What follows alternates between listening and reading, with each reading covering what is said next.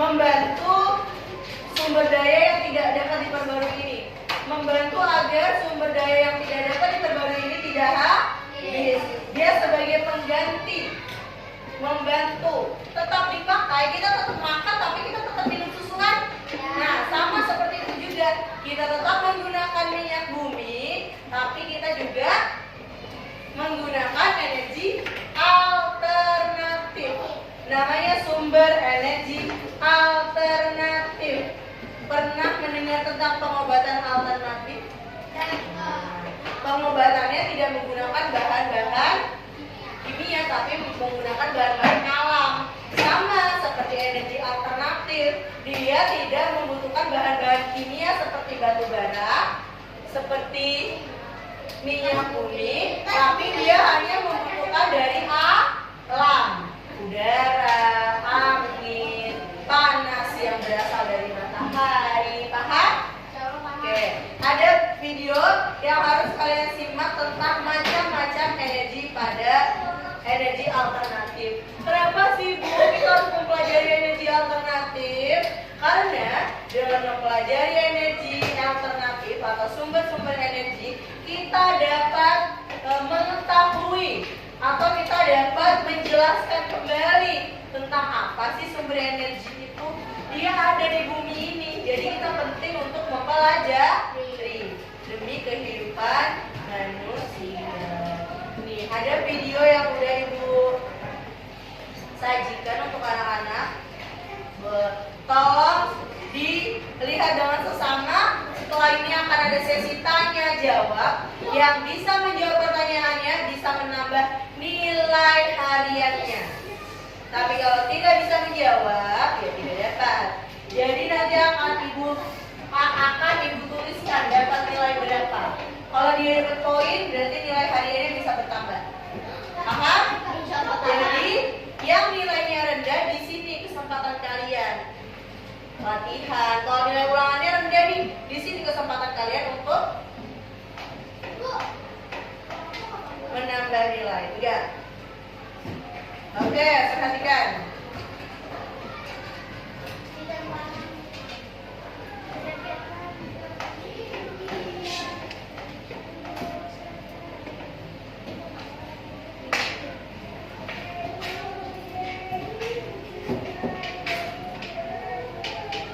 Kelihatan?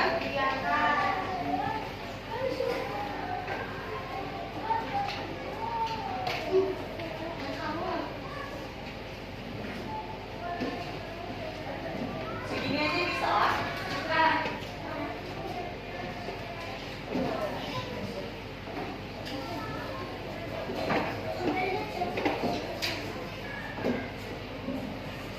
Dengerin, soalnya emang gak nyari dapat dijalankan.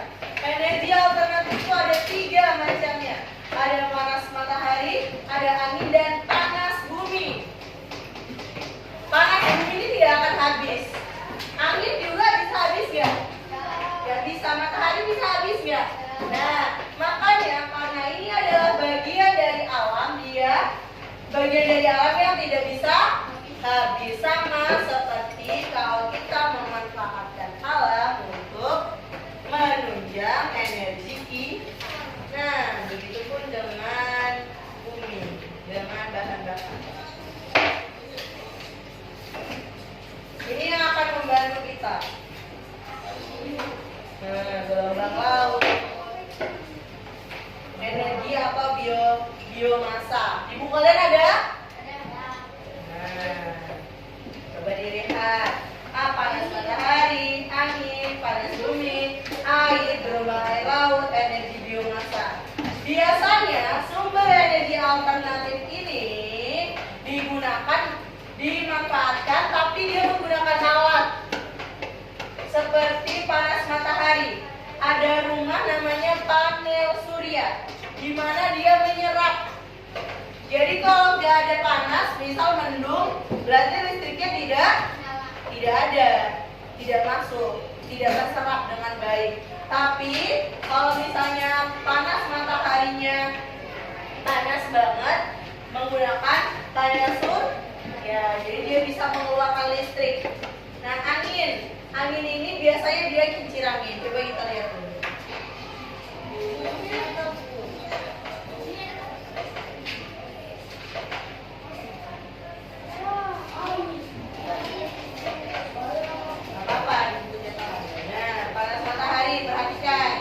Panas matahari biasanya digunakan untuk apa? Tuh.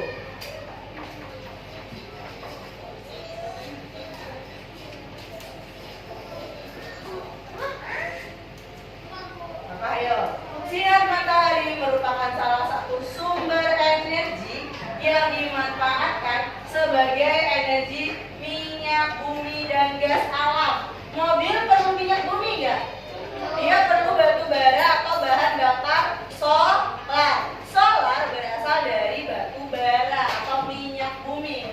Kalau kita menggunakan panel surya, menyerap cahaya matahari, panas matahari, diolah menjadi listrik, kemudian kita menggunakan mobil listrik dan memberikan listrik terhadap mobil tersebut, maka kita tidak perlu lagi bahan bakar. Nah, jadi itu gunanya energi alternatif, membantu mengurangi penggunaan bahan bakar minyak atau bahan bakar yang bisa habis.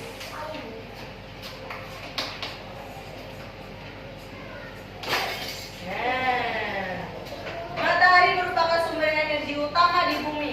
Hampir semua energi berasal dari bumi, berasal dari matahari. Kemarin kita sudah mempelajari bahwa matahari merupakan sumber energi terbesar. Mbak lihat, matahari bisa menghasilkan cahaya, cahayanya bisa membantu tumbuhan melakukan fotosintesis, sehingga kita bisa bernafas karena tumbuhan mengeluarkan oksigen. Matahari bisa mengeluarkan cahaya dengan panasnya yang bisa menjadi listrik. Coba lihat betapa canggihnya matahari ini, ya kan? Dan dia tidak bisa habis. Makanya dia disebut sebagai sumber energi paling besar karena manfaatnya paling banyak. Panas matahari bisa digunakan oleh para petani untuk untuk mengeringkan makanan, bahan makanan yang perlu dikeringkan, seperti padi. Padi itu perlu dikeringkan, nah. Jadi dia membutuhkan cahaya matahari. Ikan asin, pembuatan garam, apa lagi yang membutuhkan panas dari matahari. Nah, pembuatan kerupuk. Jadi mengeringkan makanan itu juga memerlukan panas dari energi matahari. Selain itu juga matahari ini sangat berguna sekali buat kehidupan para petani. Karena tumbuhan yang tidak melakukan proses fotosintesis, dia tidak akan bisa berbuah. Kalau dia melakukan fotosintesis, dia akan menyalurkan makanan ke biji-biji buahnya. Baru jadilah buah di pohon itu. Coba kalau nggak ada, bisa nggak kira-kira padi itu berbuah? Bisa nggak? tomat berbuah, lombok berbuah.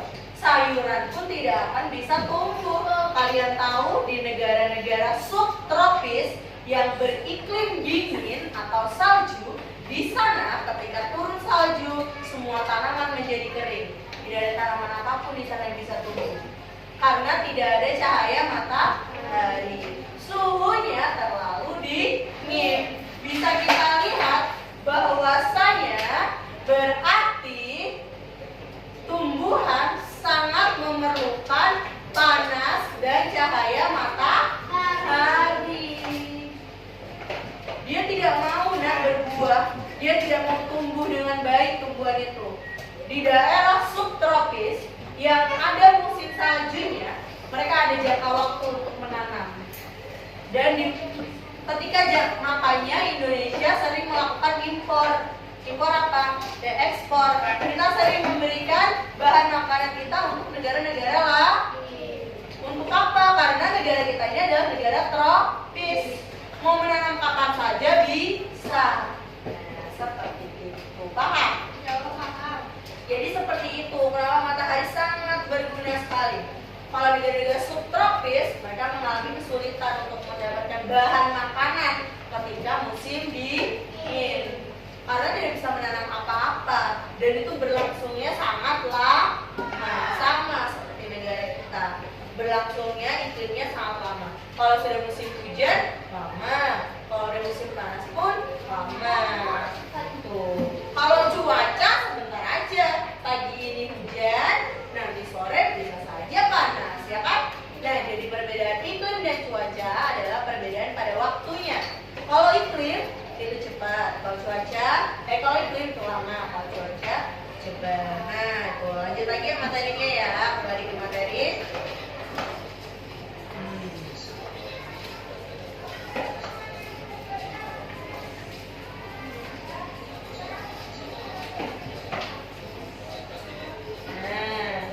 Satu-satunya masalah yang dihadapi dalam pemanfaatan energi ini adalah matahari tidak selalu bersinar terang setiap waktu.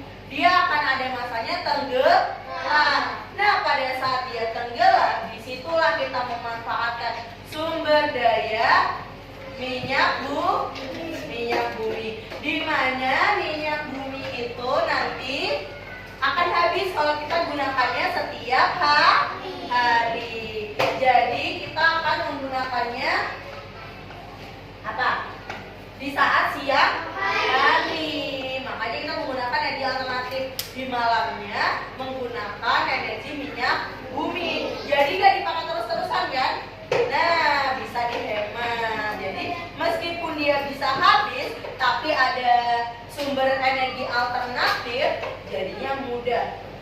Energi alternatif membantu kita untuk tidak terus-menerus menggunakan sumber energi seperti minyak bumi atau sebutannya adalah bahan bakar minyak atau BBM. Nah, membantu kita karena itu mudah habis.